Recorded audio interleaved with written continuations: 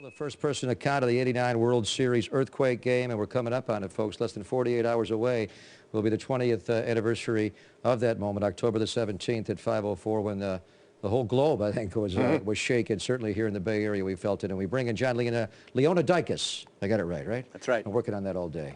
Italian can't mess up a Greek's name. But I saw it this morning, John. Fabulous work. And thank you. Let's tell your story a little bit before we get into your film, because you were born in March of '58, a month before the Giants started playing here as the San Francisco Giants. So you were just a lifetime Giant fan, and you were obviously too young to remember 1962. So '89 meant the world to you. It sure did. For all of us, you know, just a big rabid Giants fan forever and a day, collecting the baseball cards. My first baseball card was Juan Marichal. Once I saw that, I said I was just hooked for life, Giants fan forever. And you know, once they finally made it in '89, I'm there. And you actually worked at the Stick in the early '70s, right? I did, you were a vendor? Yeah. My family ran a parking concession on the outer ring of Candlestick Park there, and so I worked in the dirt lots there with my family, and sometimes afterwards we would go to the games, whether it was a 49er game or a Giants game. And you hated the A's. Oh, with a Loathed the A's. How can you hate the A's? How can how much time do you have? Be nice, John. I did their games for 14 years, but... Well, let's face it. They came into town 10 years after the Giants, the Johnny-come-latelys, American League team. They wore these uniforms. They looked like parakeets. And they won 3. They won 3 when you That's were what it is. good. They had the temerity to win 3 World Series. That's why you don't like them. All right, the Niners won 5, so we're okay. All right, so the first 2 games of the '89 series are in Oakland, so you don't go over to the Coliseum. You got your Game 3 tickets. And what's amazing to me is you pull out your dad's VHS camcorder, which is like, you know, size of one of our studio cameras here. Yeah. So how do, I mean, you were young at the age at that time. Yeah. So you were dabbling in filmmaking of yourself, so you thought you'd bring the camcorder to the game? Well, definitely.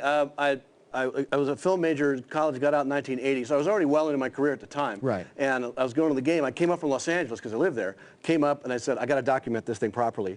So I got the VHS camcorder. I got my SLR with bandoliers of film. I was loaded for bear. I mean, how many times did you go to the World Series? It took the Giants 27 years to get there. Yeah. I wasn't going to miss it. Yeah. And wait till you see the film. There's a shot of him with the camera, the camcorder, shooting into the mirror the morning of the game. And you can see him holding the camera, and he's saying, I'm going to the World Series tonight. It was fabulous stuff, so genuine.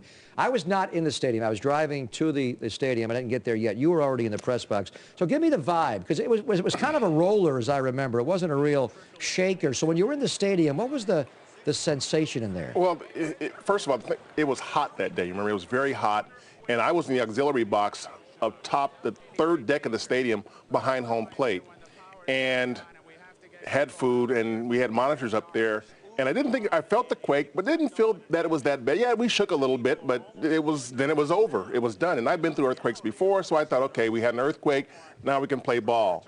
But as time went on, began to see that this was not just your garden variety earthquake, and the TV monitors went to snow. You could still see the light standards kind of wiggling and shaking up above. And I turned my radio on, and I heard that a number of radio stations were not in action, and you couldn't get any signal from any certain radio stations.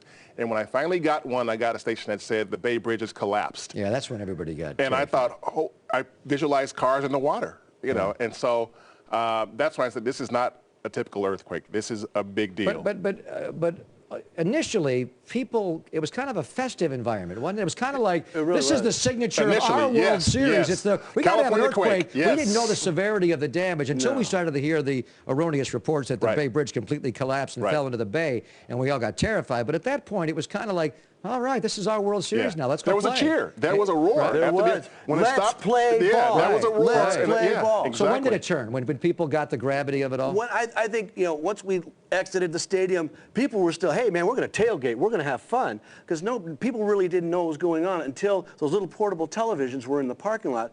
And once people saw the bridge collapse on television and they saw the fire, they said, hey, wait a minute. This is not just your average bear. And then, you know, you've got the sun setting. You're out at Hunters Point, Candlestick Park, and you've got this, it's a no man's land. And, you know, the police are busy. They've got their hands full, and it became every man for himself. And so the mass exodus began, and it was like the year of living dangerously, because you didn't know what was going to happen next. But one thing you made a point of in the film, I thought was exactly right. Unlike when the power went out in New York in '77 and people took advantage of other people and looted and you know, perpetrated crimes on each other, there was none of that in the community here. It was, let's pull together and get through this. Absolutely, and I saw an evidence of it when we drove in downtown. There was a big street there. I don't know if it was Market Street or what, but all the power was out. But there was this guy, John Q. Public, with a flashlight, acting as the stoplight, maintaining some order there. And nobody asked him to do that. And that was, you know, not long, maybe an hour and a half after the earthquake. So people were already starting to pull together. I think the absence of panic by most of our citizens was commendable. I mean, I never felt like I panicked, and the people around me I didn't sense that from them either. Right. But I was amazed that as the next hours unfolded, I didn't really sense a great deal of panic from most people. That was a good thing. I'd agree, and I think it's because people up here, it's part of the culture. Yeah. They're used to it. Yep. And I think, you know, this is a city with a great heart. Yeah. And I remember the ensuing hours after, just nonstop television coverage of it, and it was almost, you know, difficult just day after day to have to live it. And then we went back and played ball. And I did not go to Game 3. I was at Game 4. But you went back, because you had the Game 3 ticket, right? That's right. First time I ever used a rain check. A little bit. Quake check, you might say. Quake check, right. So what was the mood? I remember they rolled out Beach Blanket Babylon, and they sang San Francisco. What was the whole mood before that Game 3? Well, the mood was so different from the first version of Game 3 because, you know, Giants fans were out for blood. We were going to get back. We were going to get back in this thing. Coming back, it was like, we're just baseball fans. Yeah. We're just happy we're alive. We're glad to be here. This was a shared experience, and it galvanized everybody. And it was less about the rivalry of the teams and the team, but we were just glad to be back there. But when you walked into the stadium, I said it was like going to church, because there were these solemn ushers handing out the lyrics to a hymn, San Francisco, which I heard was Herb Cain's idea. And then you went in there, and they had a moment of silence. Then they had ceremonies. Definitely a lot more subdued. I mean, before the initial Game 3, it was raucous. I mean, people were ready for action. And it was the first game in San Francisco. So when it came back, it had lost some of the edge for sure. But, I mean, I think we know why. So. Yeah, without question. John, I saw the film again this morning. I just loved it. Great work. Congratulations. So I know you had your premiere yesterday, last night, right? So where can the audience pick up a copy of 504 now? Well, I made this for nonprofit educational purposes, and my goal is to donate it to libraries across the United States, starting with San Francisco. So hopefully within a month or so, you'll be able to go to the San Francisco library here and check it out, just like you check out a DVD or a book. All right. Awesome. Hard to believe, though. Coming up Saturday night at 5:04. 20 years ago. Is that unbelievable that it's 2 decades now? Yeah, it's surreal. And I think people don't really understand. That was the largest earthquake ever to strike a major American city, 7.1. 7.1. The biggest one before that, 7.8, 1906. And then coming up on that was 6.8 Northridge, Los Angeles, which I was there for too. So. Yeah, I was there for that one as well. John, thank you so much for your time, and congratulations. The film is certainly worth seeing.